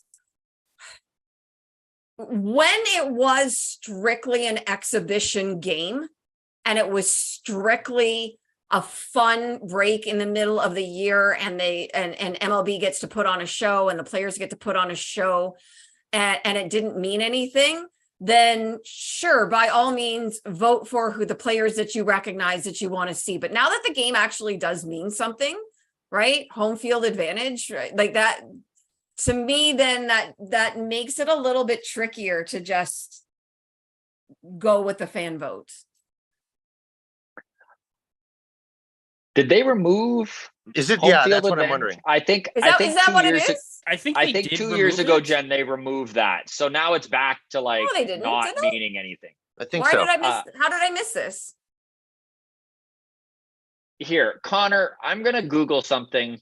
Well, I'm going to Google this. I Well, mean- Then you ignore me. Ignore me. Just pretend Well- I should. No, that was when I should have muted myself. Yeah. This is just a small Yeah, point. Jen. So 2021, they removed the winner getting That home was field sad. advantage.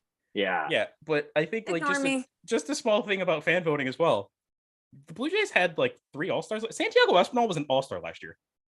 When he deserve to go? Absolutely not. Like, but because he was so high in the fan votes, he was an injury replacement. That's like, okay, you were voted super high, even though you're super at hitting, you're able to go in. But yeah, Joel, what do you think? I was gonna say, should we like hit it with the like Canadian American exchange rate, where like one Canadian, our votes are worth 36% less, from exchange rate because of the dollar. What it says to me though is that like, doesn't it tell us that we have the biggest fan base? Yeah. Right? Mhm. If we're able to Theoretically. consistently, we're able to consistently put our team in there no matter how good they do, right? Our fan base dominates this vote, right? So it's like, So if they were to good on change you, the Jays system, fans. if they were to change the system, would you want it to be player voting? I think it's not a full, you don't fully, what I believe the NBA does, and which is what I love when it comes to voting for starters, like fans' votes are worth half. And the other, and the 25% is players, and then managers, and then coaches also vote on who should be starters in the game. And then when it comes to reserves, the entire reserves is picked by coaches. I think if you go to that NBA system as opposed to it's purely fan vote, you get a lot more of a balanced opinion on things. because a player like Yandy Diaz should not be behind Vladdy right now at first base. Matt Chapman should not be leading at third base.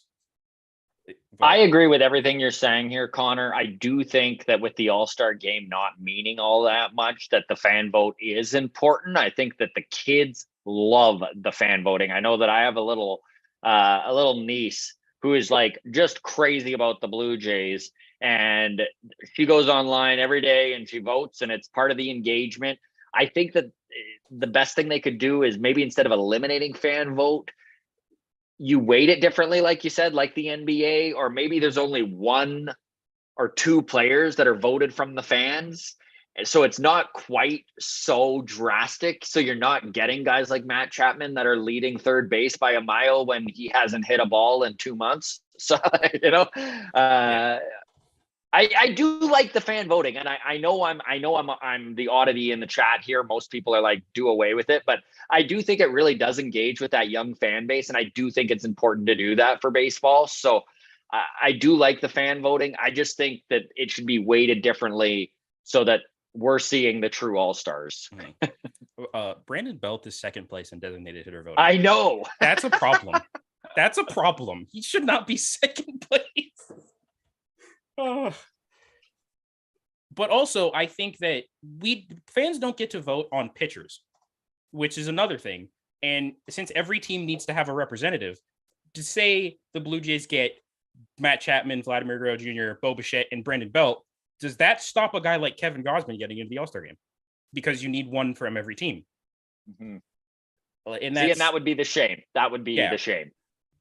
I know Scott Carter says here, the only thing I care less about than the All-Star game is the Hall of Fame. So, That's yeah. fair. That's fair. Okay, Joel, before we toss to Jen for her topic, or I'm sure she has a couple for us to choose from, what are you bringing to the table to talk about here, bud? I feel bad because my topic was something I kind of already brought up, but it was, do you think that the team needed some sort of rallying cry like the home run jacket? I just kind of blurted it out, but my topic was going to be that. I can take Jen's topic and try to like think of one on the spot really, really quickly. I'm sorry I didn't think of a counter point to bring up. But God, Joel, you're letting us down point, here. I'm sorry, shame. But I don't know. I'll just pose it again, even though we kind of addressed it. Like, I guess not. We did. We addressed it really well. That we kind of agree that we need something to rally around, and whether it's the jacket or not, right? Just something that everybody can hold on to and say, I want to be a part of this celebration, right? I want to be, whether I'm cheering my teammate who did it or I'm the one who gets it, right? Just something to, feel that pure joy of success, right? Like something to. That bird bath in Baltimore, man, when they're doing that stuff to you, man, do you want to, I'm jealous.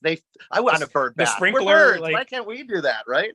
Why didn't we figure that out? Two quick things. Whatever they do, I'd love to see something for a pitcher, like if a pitcher, like strikes someone out in a really big moment or something like that, and they strut off the mound, they get to do whatever it is that the team is doing. I'd like to see it apply to everybody in like a Hadouken fireball, but something, whatever. But okay, so then to turn this around, Joel, what would you want? Like if you were there and saying, hey guys, let's do this as our celebration, what would you do? See, the Mariners have that great one with the trident. That trident looks so sweet whenever they grab it at the end. They stand there like Aquaman. I love the Orioles bird bath because it engages with the fans. And I think that combining something where the team is awesome, but you look and you see a section is filled out and they're all doing something that is kind of a direct representation of what they're doing in the dugout, something that you can permeate into the fan base. Like I would love something like that where it's, I don't know. I have no idea. The jacket it's like permeated. Like what's that? The jacket permeated. You saw little kids with their own custom jackets. Like I own a sweater that's basically the home run jacket. Like it permeated, and you need something like that again with the team. And no, but sorry, Connor, I didn't mean to interrupt, but I get what you're saying, like something almost where the person who hits the home run like salutes the crowd and the crowd salutes back, like it's something of that nature where it's like the whole sort of stadium can kind of do it. Yeah. And I like even the idea of a salute is interesting because tipping the cap is kind of something that you do in an amazing moment, right? So that you apply that to the concept. But I like what you said about it being a pitcher as well. Some of my favorite moments with the home run jacket is when a dominant performance and they throw it on the pitcher and you're like, oh yeah, that's awesome, right? Like it became the 8 innings, 1 run jacket, in certain situations when pitchers were awesome. So I don't know, but I really like what Baltimore's doing with that big dump water on everybody and they're just sitting there drenched and they couldn't be happier. I don't know. Devil Boy in chat says team just needs anything that points all that talent in the same direction at the same time, whatever that is. And that's pretty much sums it up perfectly. Yeah. Okay, Jen, what do you got for us?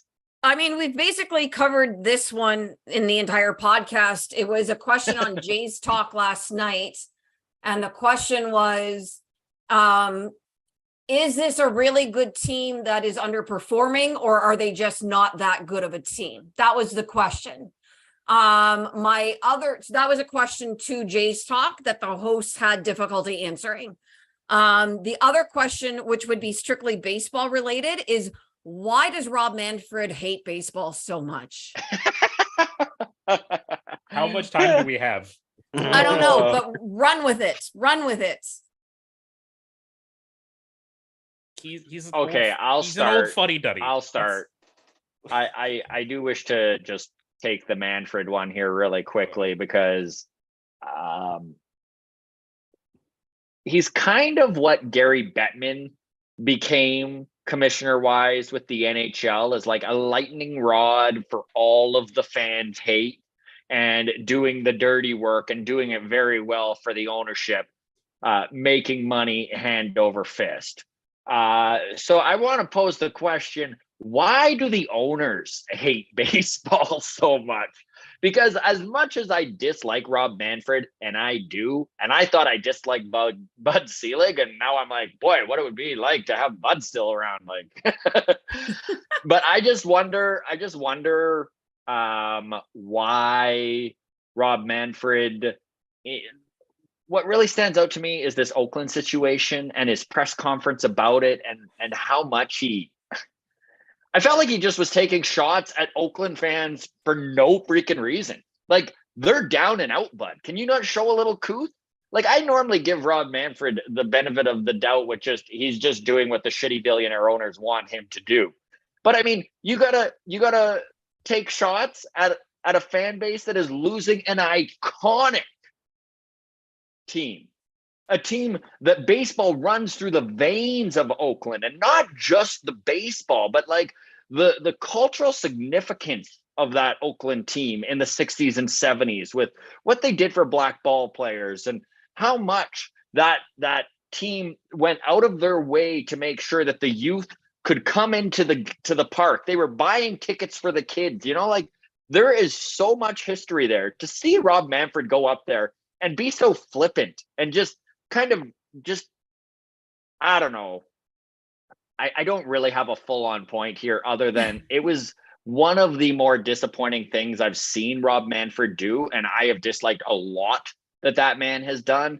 And it just seemed so over the top and so unnecessary to kick that fan base when they're down. It really broke my heart, in all honesty. And if you're an Oakland fan, incredibly insulting. Yeah. Incredibly insulting to that fan base, to say the absolute least. And I understand you're essentially a paid mouthpiece for the owners, but to never, ever, ever criticize an owner, like to never suggest, hey, this isn't good for the game, and that the owners can literally just destroy a team, destroy a city, and you're going to just not only stand by it, but then crap all over that city and that fan base. Like, now you've taken your role as mouthpiece and extended it way too far.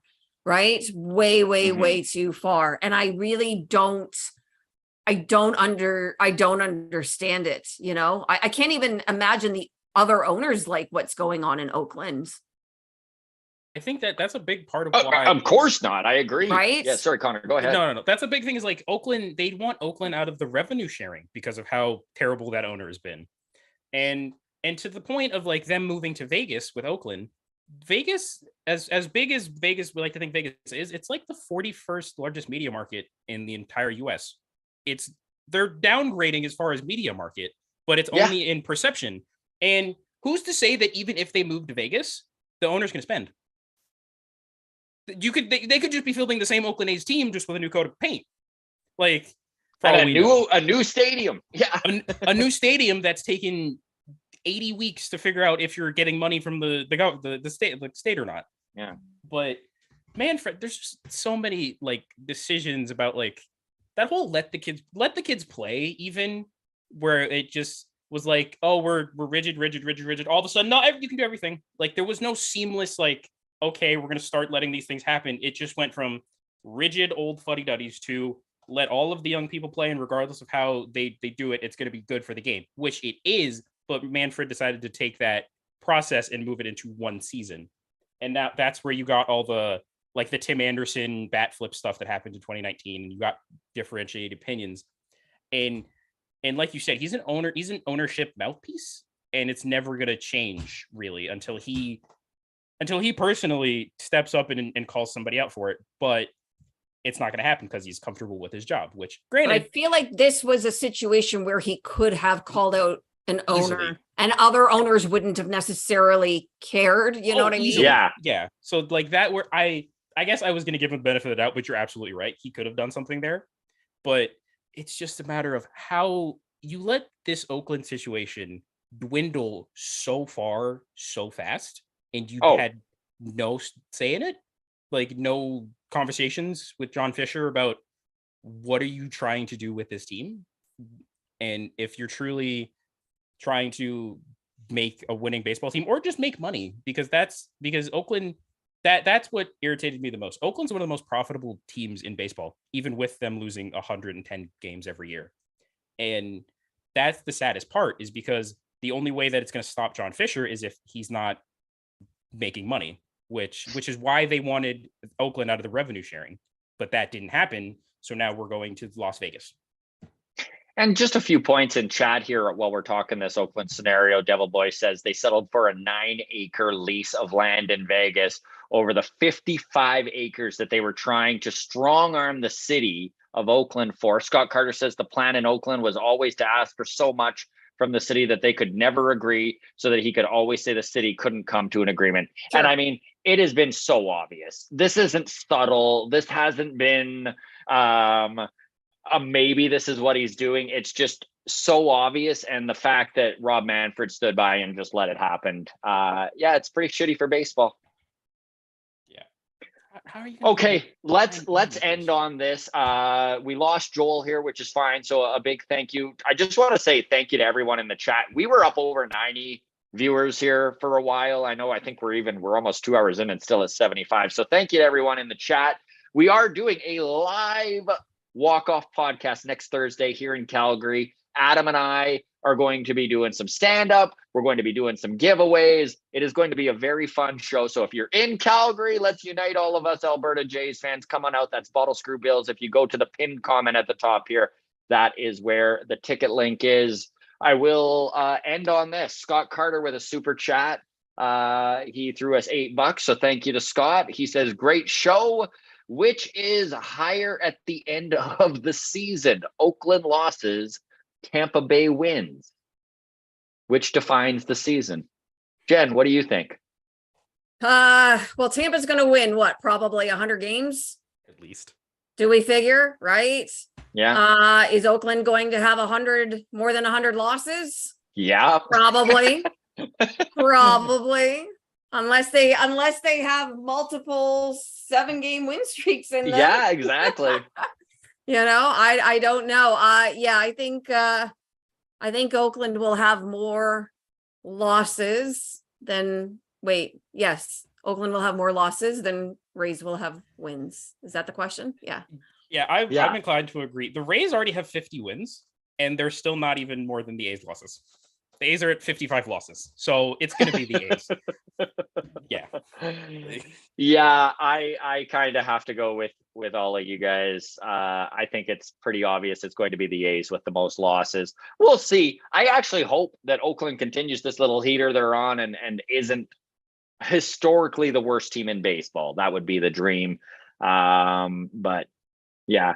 I think So with we're that gonna- I think with that little reverse boycott, quote unquote, that's going on in Oakland, and the fans showing up and their signs, you know, lamenting the potential loss of the team and slamming ownership. I think for the team to kind of go on a bit of a run would be incredible as a baseball story. Yeah. Like, I don't think it changes the outcome of anything, but as a story, I think it would be phenomenal. I think it's also going to be very awkward next year because they're still going to be in Oakland next year. They're still playing in Oakland in that Coliseum. So it's going to be very awkward for the next couple of years with A's fans and the A's. Yeah.